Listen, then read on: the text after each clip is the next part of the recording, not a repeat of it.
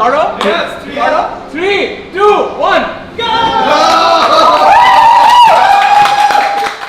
আলোচিত content creator Iftekhar রাফসানের বাবা মোহাম্মদ জাকারিয়া এবং তার মা কাজী নুরনেসা সেহেলির বিরুদ্ধে 3 কোটি 15 লাখ টাকা ঋণ পরিশোধ না করার অভিযোগ উঠেছে।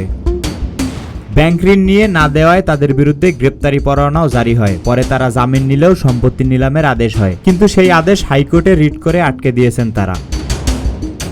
সম্প্রতি কন্টেন্ট থেকে আয় করা টাকায় মাকে অডি গাড়ি উপহার দেওয়ার দাবি করে নতুনভাবে আলোচনায় আসেন রাফসানদা ছোট ভাই। কিন্তু তার বাবা ও মা বিপুল অর্থের ঋণ পরিশোধ না করার বিষয়টি নিয়ে সামাজিক যোগাযোগ মাধ্যমে একটি পোস্ট করেছে সাইয়েদ আব্দুল্লাহ নামের এক ব্যক্তি।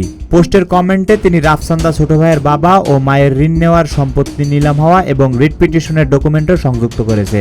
সাইয়েদ আব্দুল্লাহর ফেসবুক পোস্টটি পাঠকের উদ্দেশ্যে হুবহু তুলে ধরা হলো। একটি অনুসন্ধান করে একটা আনএক্সপেক্টেড জিনিস জানতে পেলাম। ইউটিউবার রাফসানদা ছোট ভাই সেদিন দেখলাম তার বাবা মাকে সারপ্রাইজ দিতে 2 কোটিরও বেশি দামে অডি গাড়ি গিফট করলো। সেটা নিয়ে স্থূল বেঁধে গেল, পক্ষে বিপক্ষে নানা কথা। যাই হোক, আমার অবস্থানটা ক্লিয়ার করে রাখি শুরুতেই। রাফসান 2 কোটি কেন, সে যদি কোনো দুর্নীতি না করে 200 কোটি দিয়েও কাউকে কোনো কিছু গিফট করে তাতে আমার কোনো সমস্যা নেই। সে তার নিজের মতো করে এগিয়ে যাক, নিজের ড্রিমগুলো পূরণ করতে থাক, এটা দেখতে বরং ভালো লাগবে। আমার এই লেখার টার্গেট ভিন্ন এক অ্যাঙ্গেল থেকে।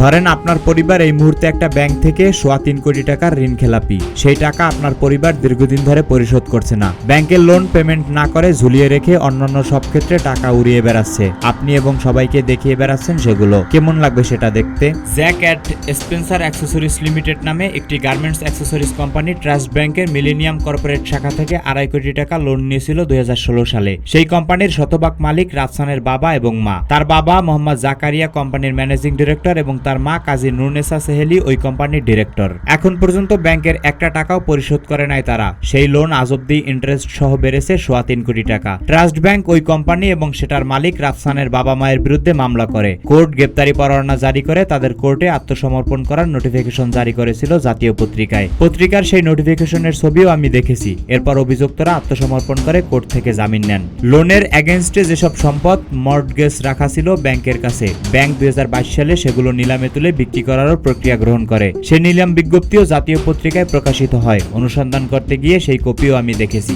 পরবর্তীতে রাফসানের বাবা মায়ের পক্ষ থেকে হাইকোর্টে রিট করে সেই নিলাম আটকানো হয়। এই জন্যই ব্যাংক নিলাম থেকে সম্পদ বিক্রি করে টাকা উদ্ধার করতে পারেনি। ব্যাংকে বারবার করে তার বাবা মা কমিটমেন্ট দিয়েছে লোন পরিশোধের, কিন্তু আজ অব্দি কোনো টাকা পরিশোধ করেনি। বর্তমানে এই লোনের টাকা আদায় করতে ঢাকায় অর্থঋণ আদালতে মামলা বিচারাধীন আছে।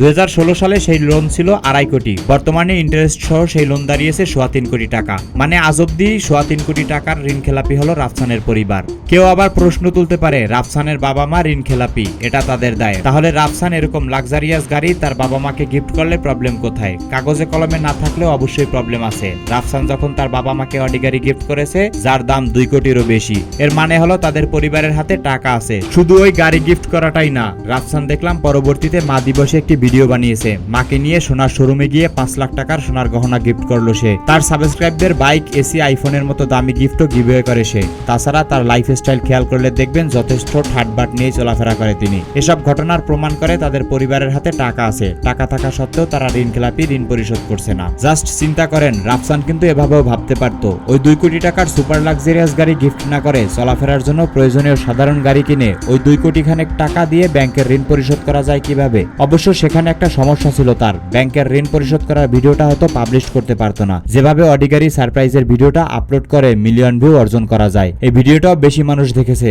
যেখান থেকে তার ইনকাম হচ্ছে। তোফায়েল আহমেদ, সবার কথা।